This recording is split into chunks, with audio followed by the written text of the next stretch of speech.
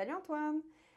En ce moment, tu travailles sur le grand projet de la refonte des règlements d'urbanisme, puis je me demandais comme citoyenne pourquoi je devrais me sentir concernée par la refonte. La refonte, c'est parce que c'est le remplacement qu'on va effectuer des règlements d'urbanisme, principalement le règlement de zonage, le règlement de lotissement, le règlement de construction, ces choses-là. Ce qui arrive, c'est que les règlements qui sont actuellement en vigueur, on va les prendre et on les remplace complètement par des nouveaux. Pour un citoyen, l'impact peut être directement sur une propriété.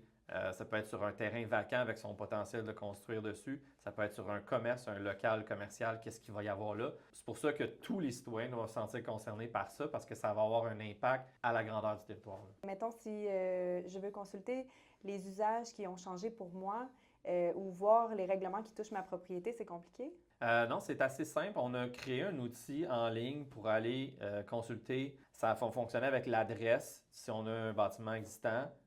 Si on n'a pas un bâtiment existant, on peut même rentrer le numéro du lot. C'est un numéro dans les 7 chiffres. Donc là, la personne peut aller en ligne, rentrer ça et va trouver sa propriété sur la carto. Après ça, la carto, elle a dit un numéro de zone, puis il va avoir, c'est un numéro avec des lettres et 3 chiffres. Ce numéro-là, c'est un numéro qui dit dans quelle zone le citoyen se trouve. Après ça, troisième étape, c'est d'aller voir dans le règlement de zonage les grilles des usages et des normes. Ces grilles-là sont numérotées avec les mêmes numéros des zones. Par exemple, vous avez trouvé une zone 348, bien là, vous allez à la grille 348, sont en ordre croissant. Et dans la grille 348, qui sont une grille de 2 pages maintenant, c'est là qu'on va trouver les petits points ou les notes qui disent hey, on peut faire tel genre de maison unifamiliale, bifamiliale, on peut faire tel genre de commerce. On a les normes d'implantation suivantes. On va avoir, par exemple, y a-t-il un règlement de PIA qui s'applique ou pas.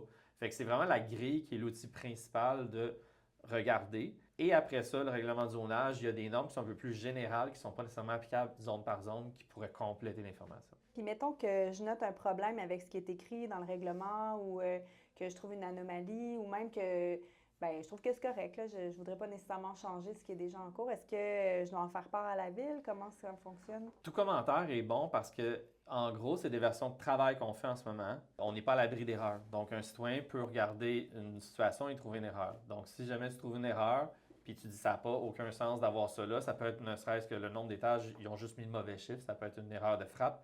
S'il y a quelque chose qui ne te convient pas, quelque chose qu'on permet ou qu'on ne permet plus dans ta zone, tu peux nous en faire part. Puis on a un lien en ligne pour le faire, c'est assez simple. Donc on invite les citoyens à nous envoyer tout ça, là. Tu sais, j'ai entendu le mot mémoire, mais tu sais, pour moi, un mémoire, ça sonne comme un ouvrage universitaire, un gros document exhaustif. Est-ce qu'on peut faire ça de façon simple? Ça peut être très, très simple, là. En gros, le formulaire qui est en ligne, il est fait pour dire, OK, on a juste besoin de quelques petites informations de la personne qui nous dépose le mémoire.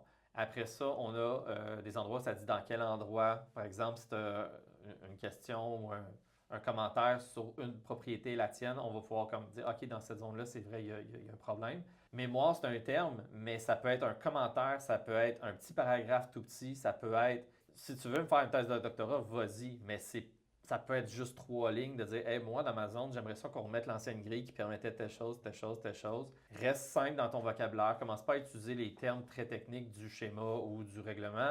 Ça peut être juste moi, chez moi, j'aimerais ça pouvoir faire un son de coiffeur. Moi, chez moi, j'aimerais ça pouvoir 2 étages. Simple comme ça. Puis, ultimement, tous ces mémoires-là ou ces commentaires-là vont être cumulés ensemble pour aller les présenter au conseil pour faire la suite, pour faire le règlement qu'on vise à adopter à la fin de l'été. Peux-tu me rappeler, j'ai jusqu'à quand pour le faire? On a jusqu'au 26 juin actuellement. Il y a eu un premier échéancier qui était jusqu'au 15 mai, mais elle a été prolongée. Et il faut rester à l'affût du conseil parce que si jamais il y a des changements, les échéanciers bougent, on va l'annoncer au conseil.